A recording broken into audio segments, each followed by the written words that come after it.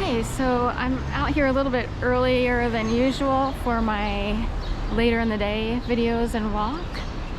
It's, what is it, Thursday, April 3rd. It's been cloudy, rainy, a mix of things. It's mild. Today's one of the mild days of a roller coaster of temperatures. So we're going up and down, up and down, up and down. Although there's a breeze, so that feels good.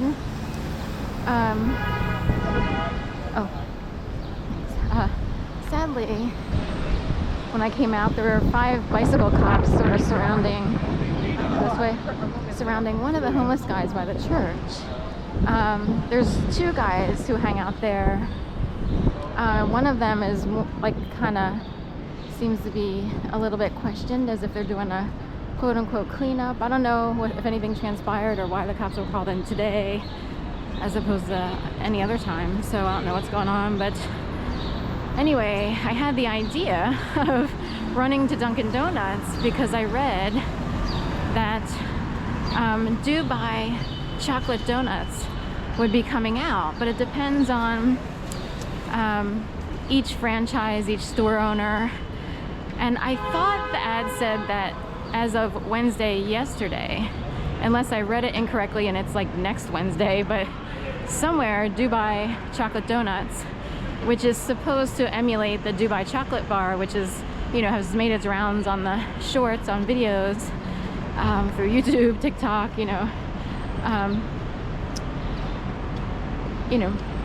anyway, that donut is supposed to be Dunkin' Donuts, answer to being able to provide something similar for a lot less money. Dubai chocolate bars, I hear, are quite expensive. It's got pistachio paste in it, phyllo dough, but I think it has a word like naref or nefra or whatever. And Dubai, of course, Dubai is wherever it is out there in the Middle East somewhere. I have to look on a map, sorry about that. I just know it has really fancy buildings, and people talk about going to Dubai and this, that, and the other, and it looks neat, on videos. It's quite the show in terms of, appearance. So, and it seems like people with money have invested in it. That's how it appears. But it's definitely, a popular video watch if you saw a lot of shorts or videos in general. So anyway, but today I'm here walking east off of Sansom from that Shengda, which is close to 15th and Sansom. And I thought of a couple things. One is, this world is, in a way, our modern world is, we're all animals with modern appliances. Like, someone brought this up, like, we're just animals with modern appliances. And if people kind of learned this going out of the box, with school, community, stuff like that. I mean, it's supposed to be a community, but they, salivating dogs at the bit who want to take over the world, I guess. And then there are people always in the crosshairs of such game playing. I forget how I thought of it. Animals with modern appliances. Anyway, in addition, I was thinking of, I often talk about what started in 2011 and my situation of, technically it's considered attempted murder. The 4th Monday of January 2011, when I was made to believe I'd be murdered in my apartment. I was shaking and convulsing so badly in terror and fear, shell shock, that I couldn't hold my phone. My entire body went limp. I couldn't speak at first, and it took me a while to figure out, like, who to call, this, that, and the other. It's a whole thing. You read about it in my book, Duplicity and Duress That Factories in the Making, which I sort of did out of desperation and self-published. So anyway, and that goes by the name Erin Vans, Erinvans. And I used a pseudonym just to sort of protect myself, basically, from what was going on. At the time, I was still quite scared, because I wrote the book like 6 years after everything started, 5.5, 6 years.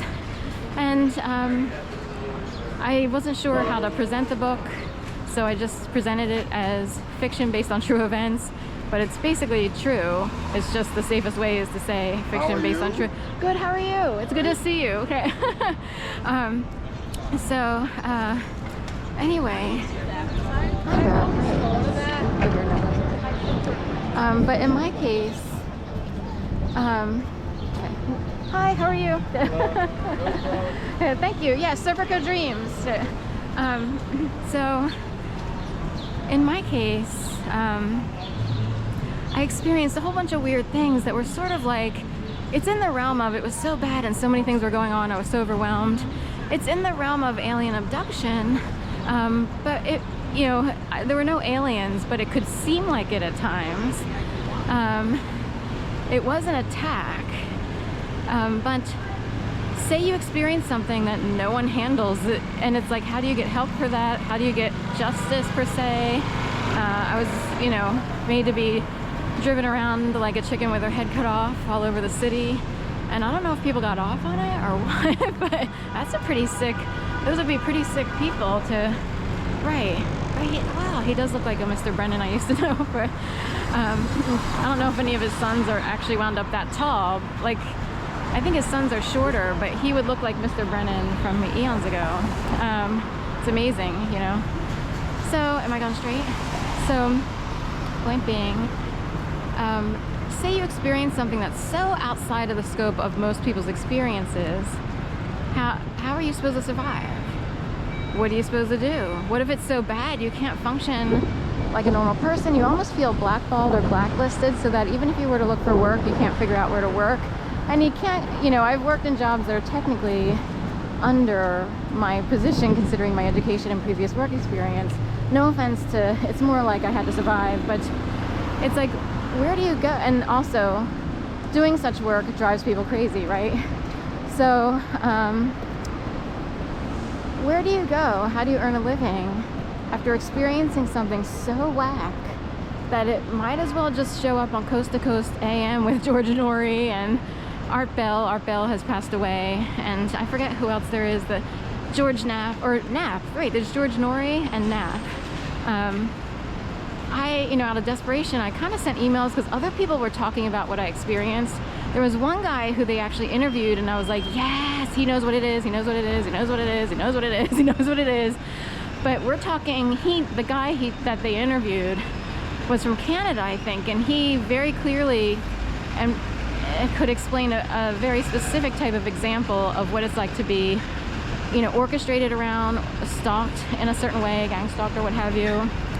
We keep seeing these, certified managing complexity, and complexity would describe my case, but that's a new Gabrielli flaps, so 803, that's a new truck. I guess they're helping Macy's people move out, I don't know.